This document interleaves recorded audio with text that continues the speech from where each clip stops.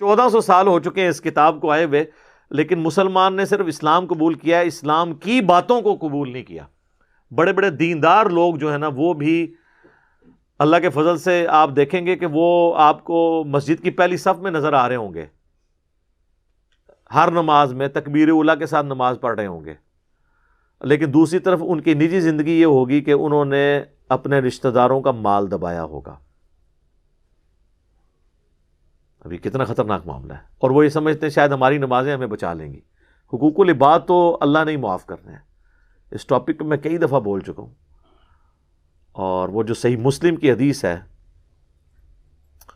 کہ اللہ کے محبوب صلی اللہ علیہ وآلہ وسلم نے فرمایا قیامت والے دن کئی لوگ ڈھیروں ڈھیر نیکیاں لے کر آئیں گے، نماز، روزہ، حج، زکوٰۃ، صدقات کی ڈھیروں ڈھیر نیکیاں، لیکن اس حال میں آئیں گے کہ کسی کا دنیا میں انہوں نے مال دبایا ہوگا، تو کسی کو ڈانٹا ہوگا، کسی کو مارا پیٹا ہوگا، یا کسی کا خون بہایا ہوگا، یعنی حقوق العباد انہوں نے مس کیے ہوں گے۔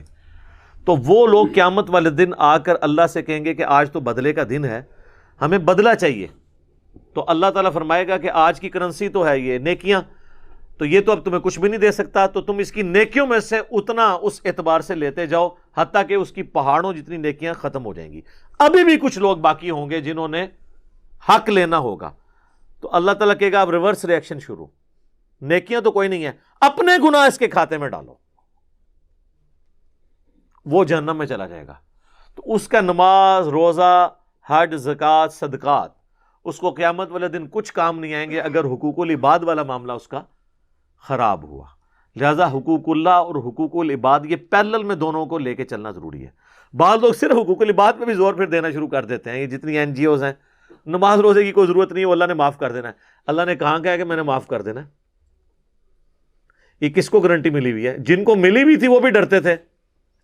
جامعہ ترمذی میں حدیث ہے، سیدنا عثمان جب کبھی بھی قبرستان میں جاتے اتنا روتے کہ ان کی داڑھی آنسوؤں سے تر ہو جاتی، تو لوگ کہتے کہ آپ قبرستان آگے اتنا کیوں روتے ہیں؟ تو وہ فرماتے کہ میں نے خود اللہ کے محبوب صلی اللہ علیہ وآلہ وسلم سے یہ بات سنی تھی کہ قبر آخرت کی منازل میں سے پہلی منزل ہے، جس کی یہ منزل آسان ہوئی اس کی اگلی منازل بھی آسان ہوں گی، اور جو اس میں پھنس گیا اس کی اگلی منازل مشکل در مشکل ہو جائیں گی۔